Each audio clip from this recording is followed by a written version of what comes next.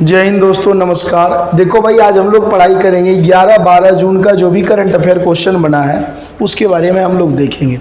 सबसे पहला सवाल क्या है, आपको पता है भारतीय प्रधानमंत्री नरेंद्र मोदी तीसरी कार्यकाल को शुरू कर चुके हैं। ठीक है, इसमें मुख्य रूप से कुछ डिपार्टमेंट आपको याद रखना चाहिए, जैसे गृह हो गया, रक्षा हो गया, वित्त हो गया, विदेश हो गया, सड़क मिनिस्टर, ट्रांसपोर्ट मिनिस्टर।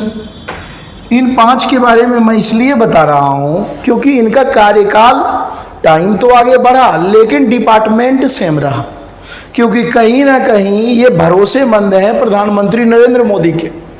अब देखते हैं, सेम पहले भी किनके पास था, तो गृह मंत्रालय पहले अमित शाह के पास था, दोबारा आ गया। रक्षा मंत्री राजनाथ सिंह थे, अभी भी यही है। वित्त मंत्री की बात करें तो वित्त मंत्री निर्मला सीतारमण, अभी भी यही है। विदेश मंत्री एस जयशंकर के पास, अभी भी वो है। और सड़क मिनिस्टर, ट्रांसपोर्ट मिनिस्टर की बात करें तो कहा ही जाता है, ठीक है, सड़क मिनिस्टर की यदि हम लोग मुख्य रूप से बात करें तो नितिन गडकरी है। क्लियर है। अब यहां से देखा जाए, एक हो सकता है सवाल आपसे ये सवाल पूछा जाए कि ग्रामीण एवं कृषि मंत्री कौन है।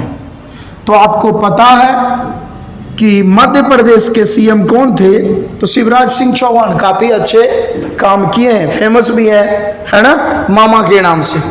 तो ग्रामीण एवं कृषि मंत्री का डिपार्टमेंट इनको दिया गया है। इसके अलावा मंत्रालय बहुत सारे हैं। ठीक है, यूट्यूब पे जाइएगा, अपने चैनल पे कम्युनिटी पोस्ट को ऑन कीजिएगा, वहाँ पिक्चर आपको मिलेगा, वहाँ से कंटेंट आप क्रॉस चेक कर लीजिएगा। हालांकि 2-4-5 मंत्रालय ही और देखिएगा, ज़्यादा देखेंगे तो पॉसिबल नहीं है, अब याद करने की आपकी समस्या। ठीक है, तो ज़्यादा सवाल यहाँ से पूछे नहीं जाएंगे।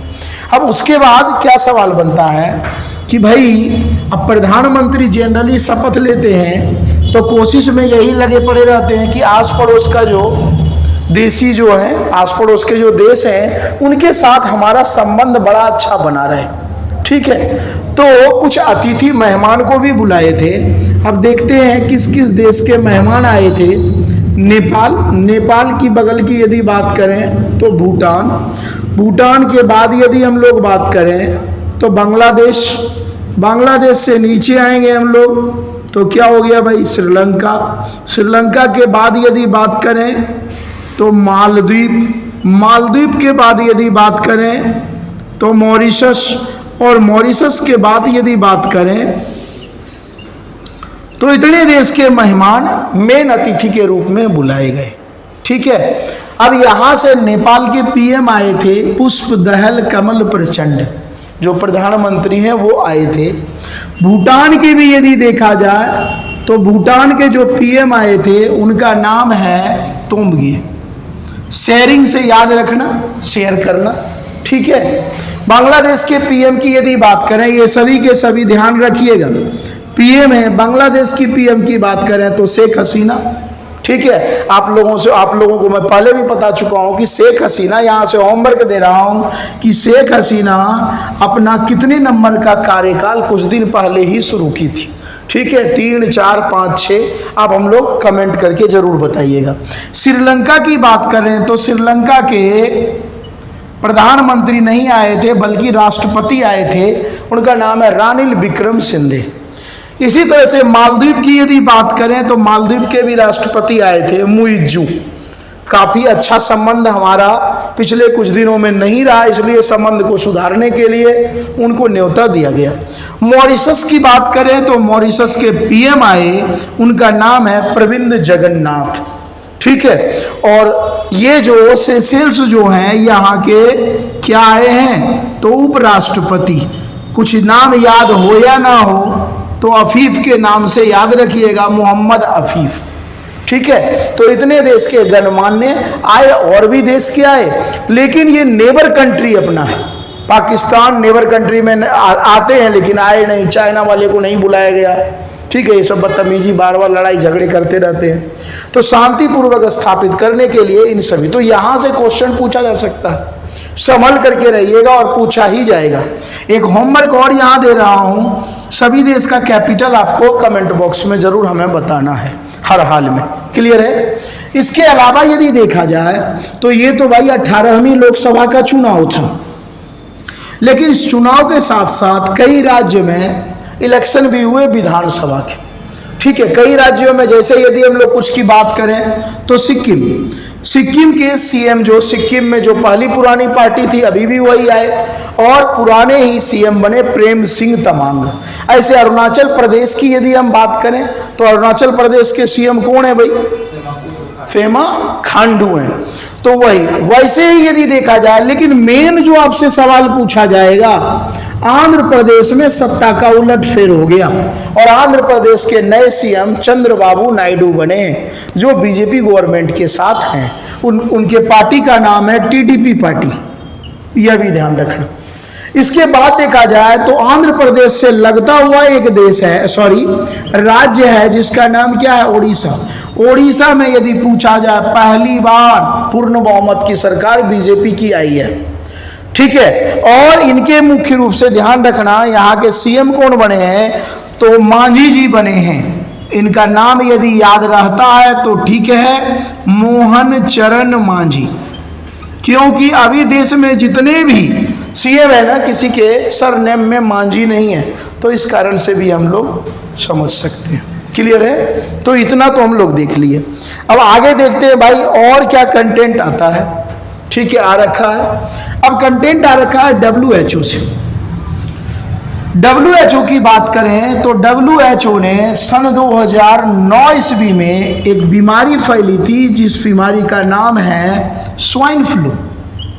ठीक है, स्वाइन फ्लू को हम लोग H1N1 के नाम से भी जानते हैं। तो यह पूछा जा सकता है कि स्वाइन फ्लू को WHO के द्वारा कब महामारी घोषित किया गया? महामारी का मतलब विकराल रूप धारण करने वाला। अभी विश्व के लगभग देखा जाए 60 से 70% देश में ये बीमारी फैली हुई है। तो WHO ने 2009 में, ठीक है, महामारी घोषित किया H1N1 को। इसी प्रकार यहां से मैं आपको होमवर्क दे रहा हूं, हालांकि मैं पढ़ा चुका हूं। ठीक है, और वह क्वेश्चन क्या है? जो कोरोना बीमारी फैला था, कोरोना की शुरुआत 2019। ठीक है, तो कोरोना जो बीमारी फैला तो WHO ने किस वर्ष इस बीमारी को महामारी का दर्जा दिया? ये हमें जरूर आप लोग कमेंट करके बताइएगा। क्लियर है? नेक्स्ट अगले सवाल की ओर बढ़ते हैं। अगला पॉइंट्स क्या है भाई, वो देखते हैं। अगला है, एक रिसर्चर हैं जिनका नाम है जेम्स कुक। जेम्स कुक ने मुख्य रूप से यदि देखा जाए तो ऑस्ट्रेलिया, ठीक है, ऑस्ट्रेलिया के किस दिशा में? तो उत्तर पूर्व दिशा में एक बहुत बड़ा एरिया ढूंढा और वह कोरल का था, प्रवाल भित्ति का था, कोरल का था। तो ये पूछा जा सकता है कि पहली बार कोरल की खोज खास करके ऑस्ट्रेलिया के उत्तर पूर्व में है। जो कोरल है उसका नाम है ग्रेट बैरियर रीफ की खोज किस वर्ष हुई? 1770 ईस्वी में हुई। और खोजने वाले कौन हैं? वैज्ञानिक तो जेम्स या कमांडर जेम्स कुक हैं। और यह जो है विश्व की सबसे लंबी प्रवाल भित्ति कोरल है जो ऑस्ट्रेलिया के उत्तर पूर्व में है। यदि पूछा जाए किस ओशियन में है तो साउथ पैसिफिक ओशियन, दक्षिणी प्रशांत महासागर में यह स्थित। क्लियर है? हालांकि क्लाइमेट चेंज वगैरह के कारण जो है ये धीरे धीरे क्या होते जा रहे हैं भाई, नष्ट होते जा रहे हैं। आज के डेट में क्लाइमेट चेंज बड़े पैमाने पे हो रहा है क्योंकि मानव सिर्फ अपना अपना कर रहा है, एनवायरनमेंट को तो भाई देख नहीं रहा है। अब आगे देखते हैं भाई, आगे क्वेश्चन क्या बन रहा है। आगे क्वेश्चन एक क्रांतिकारी नेता से आया है जिनका नाम है, सभी लोग लगभग पढ़े होंगे, जिनका नाम है राम प्रसाद बिस्मिल। ध्यान रखिएगा, ये मुख्य रूप से यदि देखा जाए तो ये क्रांतिकारी नेता है, फ्रीडम फाइटर है ये सब। इनका जो जन्म हुआ था वो उत्तर प्रदेश के शाहजहांपुर में हुआ था। ये भी पूछा गया है उत्तर प्रदेश के एग्जाम में कि राम प्रसाद बिस्मिल का जन्म कहाँ हुआ था, तो उत्तर प्रदेश के शाहजहांपुर में हुआ था। और इनका जो जन्म हुआ था वह किस वर्ष हुआ था, तो 1897 ईस्वी में। इन्होंने एक पार्टी बनाई थी और यह कई बार पूछा गया है, हिंदुस्तान रिपब्लिकन एसोसिएशन। ये ध्यान रखना, हिंदुस्तान रिपब्लिकन एसोसिएशन का जो गठन करता थे, संगठन करता थे, वो कौन थे? बिस्मिल जी थे। अब यहां से मैं होमवर्क दे रहा हूं, इसकी स्थापना इन्होंने किस वर्ष की, ये जरूर हमें बताइएगा।